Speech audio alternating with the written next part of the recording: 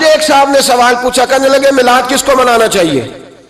میں نے کہا اس بیٹی کو منانا چاہیے میلاد جو زندہ ہوتی تھی تو دفن کر دیا جاتا تھا، پر میرے رسول نے فرمایا اب جو بیٹی پالے گا نا میں اس کا بازو پکڑ کے جنت میں ساتھ لے کے جاؤں گا۔ میں نے کہا میلاد اس ماں کو منانا چاہیے جس کا بیٹا گلے میں رسی ڈال کے ماں کو منڈی میں بیچ آتا تھا۔ میرے مصطفیٰ کریم نے فرمایا جنت 7 آسمان کے اوپر سدرۃ المنتہا کے پاس تھی، پر میں نے وہاں سے کھینچ کے لا کے ماں کے قدموں کے نیچے رکھ دی ہے۔ میلاد اس باپ کو منانا چاہیے جس کی اولاد ڈنڈوں سے مارتی تھی، پر رسول کریم علیہ السلام نے فرمایا سن لو سن لو سن لو، اب جس کا ابا راضی ہوگا اسی کا اللہ راضی ہوگا۔ میں نے کہا میلاد اس غریب کو منانا چاہیے جو بھینس کی طرح بکری کی طرح منڈی میں بکتا تھا، پر مصطفیٰ نے کالے رنگ والے حبشی غلام کو سینے سے لگا کے کہا غریبوں کو چھوٹا نہ سمجھنا، میں اللہ کا رسول جب جنت میں جاؤں گا تو آگے بھی غریب ہوں گے، پیچھے بھی غریب ہوں گے، دائیں بھی غریب ہوں گے، بائیں بھی غریب ہوں گے۔ فرمایا امیر ویٹنگ لسٹ میں ہوں گے، 500 سال بعد جنت میں جائیں گے، غریبوں کے لیے جنت کے دروازے 500 سال پہلے ہی کھلوا دوں گا۔ اسے منانا چاہیے، میلاد منانا چاہیے۔ اور میں نے کہا مولوی سن، تجھے پوچھتا کوئی نہ، تیرا ذکر کوئی نہ کرتا، لیکن تو ممبر پہ بیٹھا ہے، تو محمد عربی کے نام کا کھا رہا ہے، تو علی کے نام کا کھا رہا ہے، تو عمر عثمان اور ابو بکر کے نام کا کھا رہا ہے، تو اسنین کا صدقہ کھا رہا ہے۔ تجھے نہ تیری کبھی کسی نے برادری پوچھی، نہ کبھی تیرا کسی نے ایڈریس پوچھا، نہ کبھی کسی نے تیری سند پوچھی، لوگ تیرے نعرے لگاتے ہیں، لوگ تیرے ہاتھ چومتے ہیں، پھر مان جا کہ تجھے صبح بھی میلاد منانا ہے، شام بھی میلاد منانا ہے، اور تجھے یہ کہنا چاہیے خس خس جنہ قدر نہیں میرا ایتے صاحب نو وڈیائیاں میں گلیاں دا روڑا کوڑا، ایتے محل چڑھایا سائیاں، تیرا کام تھا تیری آنکھیں بھیگی رہتی۔ اور اس بوڑھے کو بھی میلاد منانا چاہیے جس کے بارے میں میرے نبی پاک نے فرمایا سفید داڑھی والے کی جس نے عزت کی اس نے تو رب کی عزت کی، اس نے تو رب کی عزت کی میرے بھائی۔ اس مزدور کو بھی میلاد منانا چاہیے جس کے بارے میں نبی پاک نے فرمایا جو اپنے ہاتھوں پہ چھالے ڈال کے مزدوری کرتا ہے میں نے تو اسے رب کریم کا دوست بنا دیا ہے۔ ہر اس طبقے کو میلاد منانا چاہیے جسے میرے رسول نے عزت عطا فرمائی۔ اس بہن کو بھی میلاد منانا چاہیے جس کے بارے میں نبی پاک نے فرمایا اگر کسی کا باپ چلا جائے اور اس کے حصے میں بہنیں آ جائیں، 4 بہنیں، 3 بہنیں یا 2 بہنیں بیاہ کے جو آیا تبے سے، میرے محبوب نے فرمایا میری انگلیاں جڑی ہوئی ہیں نا، اس طرح میں اسے اپنے ساتھ جوڑ کے جنت میں لے کے جاؤں گا۔ اس بہن کو میلاد نہیں منانا چاہیے۔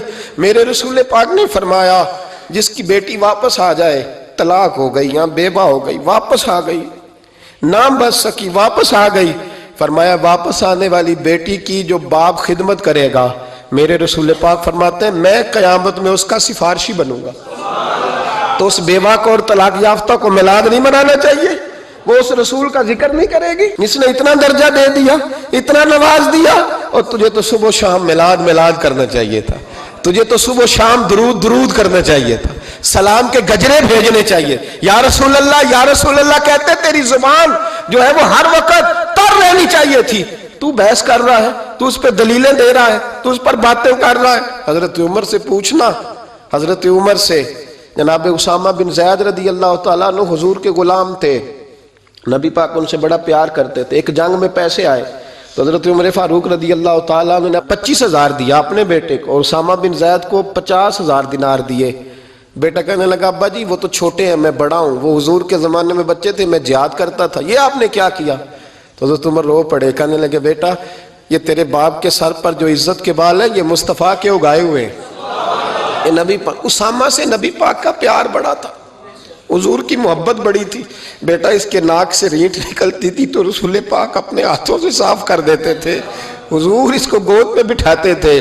میں کیسے بھول جاؤں رسول پاک کے احسانات کیسے۔ حضرت عمر جا رہے تھے تو مکے کے رستے میں ایک تنا آیا، کھجور کا خشک تنا، حضرت عمر نے اس کو بازوؤں میں لے کے رونا شروع کر دیا۔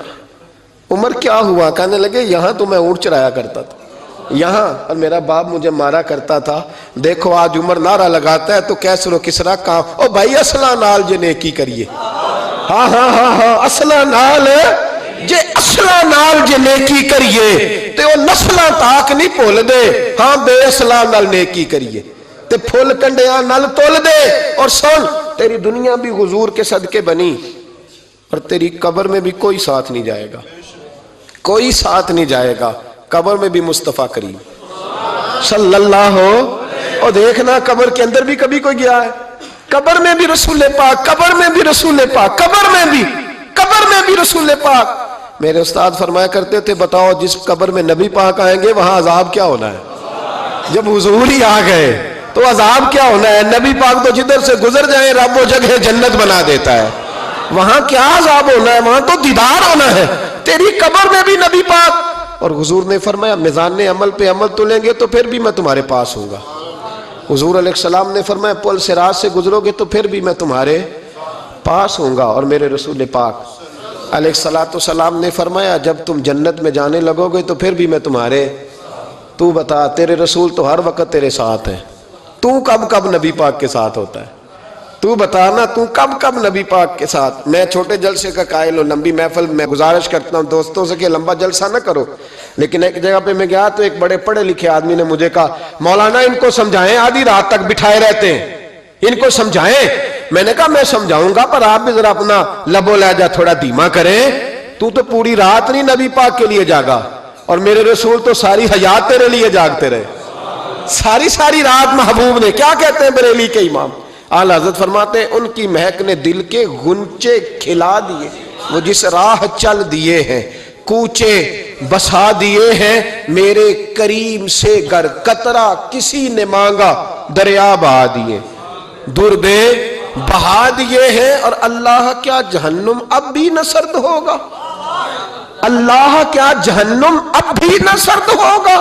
رو رو کے مصطفیٰ نے دریا بہا دیے, رو رو کے مصطفیٰ نے.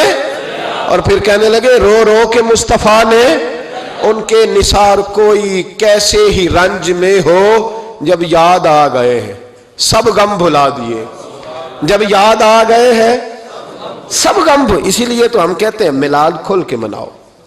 رسول پاک کا میلاد بہانے کرتے ہیں, بہانے وہ کرتا ہے جس نے کام نہیں کرنا ہوتا, جس نے کرنا ہوتا ہے وہ بہانے.